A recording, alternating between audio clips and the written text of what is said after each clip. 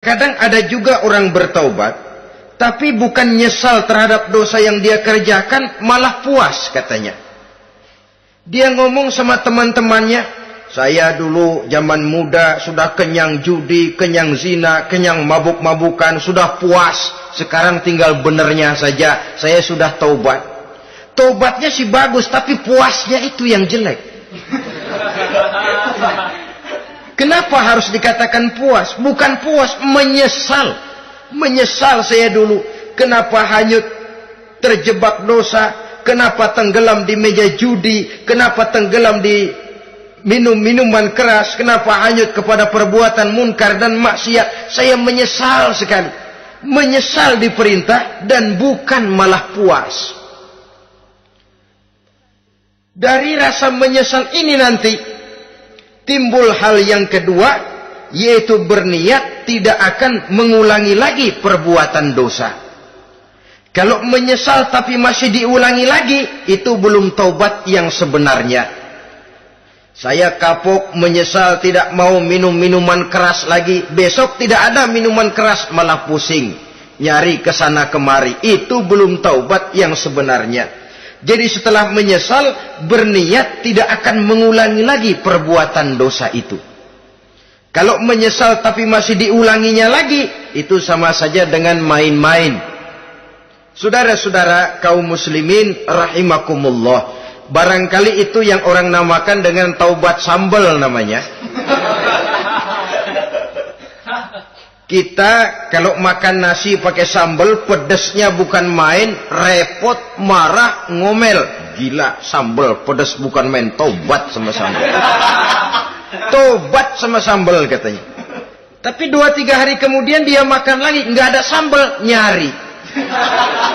Kemarin sudah tobat, 2 hari kemudian malah nyari. Ini bukan taubat yang sebenarnya. Penyesalannya tidak diiringi dengan berniat untuk tidak mengulangi perbuatan dosa itu selama-lamanya. Saudara hadirin, kita sudah taubat, tidak mau lagi minum minuman keras. Datang teman, minum ya? Enggak mau. Kenapa? Saya sudah taubat. Yang benar, benar. Kalau dibayarin, udah. Jadi rupanya taubatnya itu cuma karena nggak ada yang bayarin. Begitu datang yang bayarin, berangkat lagi. Itu belum lagi merupakan taubat yang sebenarnya. Begitu juga kita taubat dari meja judi. Pada waktu sudah bures, bangkrut, habis-habisan, mungkin menyesal, mungkin bertaubat. Inilah akibatnya judi, rumah tangga berantakan, harta boros, anak terlantar, uang tidak ada. Tobat, saya tidak mau lagi-lagi tenggelam di meja judi. Pada saat kondisinya bangkrut, itu yang diucapkan. Tapi 2-3 hari, 4-3 minggu, 1 bulan kemudian rezekinya banyak, makmur lagi, usahanya maju lagi, lupa lagi dia kepada ucapan sebelumnya. Akhirnya sedikit demi sedikit tenggelam kembali di meja judi. Ini pun belum merupakan taubat yang sebenarnya.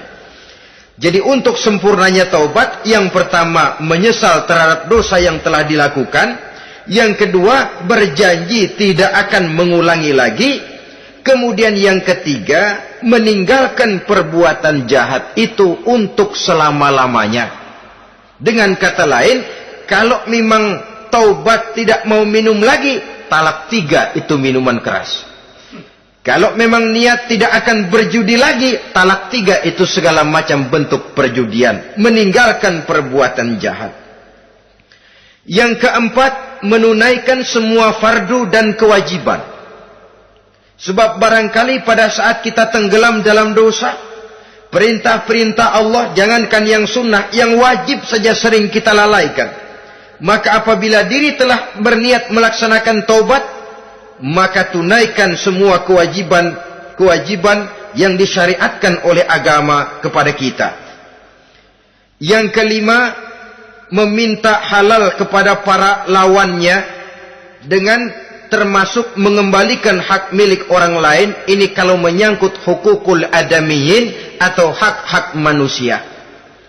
Jadi kalau kita berdosa kepada sesama manusia, Allah belum akan menerima taubat kita kalau kita belum minta maaf kepada yang bersangkutan. Adapun kalau kita sudah minta maaf tapi yang bersangkutan tidak mau memberikan maaf, itu urusan dia kepada Allah. Urusan kita adalah meminta maaf kepada yang bersangkutan. Hal yang keenam, mendidik atau melatih diri untuk bertaat kepada Allah. Sebagaimana kita dulunya telah melatih diri, memperturutkan diri untuk berbuat durhaka, lalu memperbaiki yang dimakan dan yang diminum, itu juga merupakan ciri dari orang-orang yang melaksanakan taubat kepada Allah Subhanahu wa ta'ala. Kemudian apalagi memperbanyak istighfar di dalam kehidupan. Disabdakan oleh Nabi, inna likulli da'in dawa'un wa dawa'uz zunubi al-istighfar. Sesungguhnya segala macam penyakit tentu ada obatnya, dan obat dari segala macam dosa adalah istighfar.